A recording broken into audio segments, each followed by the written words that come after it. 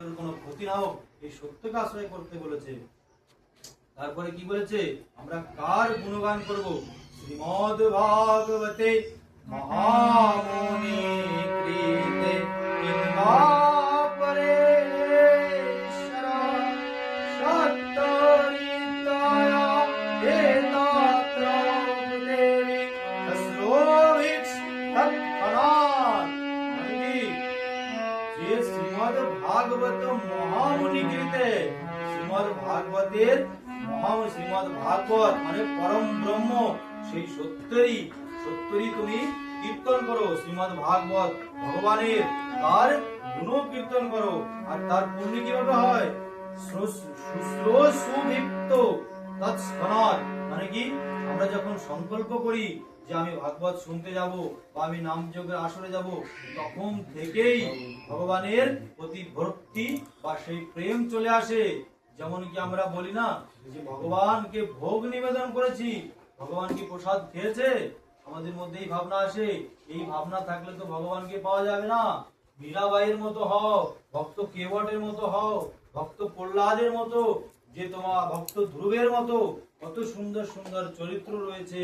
আমরা বলি যে এখনো বয়স হয়নি, আমরা কি নিশ্চিত যে আমি 60 বছর বা 80 বছর পর্যন্ত যাব তখন আমি ভজন করতে পারবো? তারপরে আমি কি নিশ্চিত তখন আমি ভজন করতে পারবো? মুখের বাণী থেকে কিছু বলতে পারবো? নাও তো বলতে পারি। সেই জন্য এখন থেকে প্র্যাকটিস, এখন থেকে অভ্যাস করো। আর সেই পরম সত্যের ধ্যান করতে বলেছে। আর দেখো, শ্রীমদ্ ভাগবতম কি জিনিস? নিগম কল্পতরুর গলিতম ফলম। তার মানে কি, দেখো ভাগবত রসামৃত কত মূল্যবান। নিগম কল্পতরু, নিগম মানে কি বেদ, বেদ রূপী গাছ। তারপরে আবার কি কল্পবৃক্ষ, কল্পবৃক্ষের নিচে আসলে যেটা কল্পনা করা হয় সেটাই পাওয়া যায়। আর সেই রকম কি নিগম কল্পতরু মানে বেদ রূপী কল্পবৃক্ষ। এখানে এসে যা চাইবে শ্রীমদ্ ভাগবতের কাছে তাই পাওয়া যায়। তাহলে কি, নিগম কল্পতরুর গলিতম ফলম সুখো মুখদামৃত ধ্রুবশোয়িতম পিবতম ভগবতম রসমালম মুরোহ রসিকো ভুবি ভাবো। নিগম কল্পতরুর গলিতম ফল মানে কি, সেই বেদরূপী গাছের সেই ফল। আর সেই ফল কেমন? গলিতম মানে কি রসায়ন। এখানে কোনো অন্য ফলে তো আটি থাকে, কোশলা থাকে, আঁশ থাকে, কিন্তু এই ফলে কিছুই নেই, রসায়ন। আর সেই ফল কখন মিঠা হলো? যখন সুখদেব গোস্বামী, যেমন কি গাছের একটা পাকা আম, সেই আমে যদি কোনো পাখি যদি ঠোঁট লাগায় তাহলে সেটা বেশি মিষ্ট হয়। না হলে কি ওই পাখিটা বুঝতে পেরেছে এত আমের মধ্যে এই আমটা মিষ্টি, সেটাতেই ও ঠোঁট লাগায়।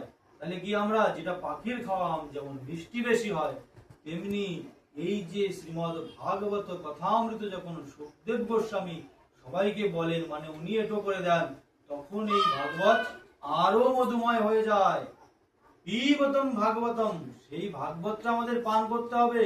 ভাগবত পান করার জিনিস। কিভাবে পান করতে হবে? এই যে আমাদের কর্ণকহুর সমুদ্র, এই কর্ণকহুরকে সুন্দর পবিত্র করে তারপরে যে ভাগবত রসময় গঙ্গা, সেই গঙ্গা কর্ণকহুরের মধ্যে আসে এবং এখানে সুন্দর মোহনার তৈরি হয়। তারপরে হৃদয়ের মধ্যে এসে মনকে ভক্তি, জ্ঞান, বৈরাগ্যর বিবেক বিচার করার পরে সেই ভাগবত রসামৃতের প্রেম সবার মধ্যে আসে। সেই জন্য বলো শ্রীমদ্ ভাগবত মহাপুরাণ কি জয়। তাহলে ভাগবত কি? নিগম বেদ রূপী গাছের কল্পবৃক্ষ।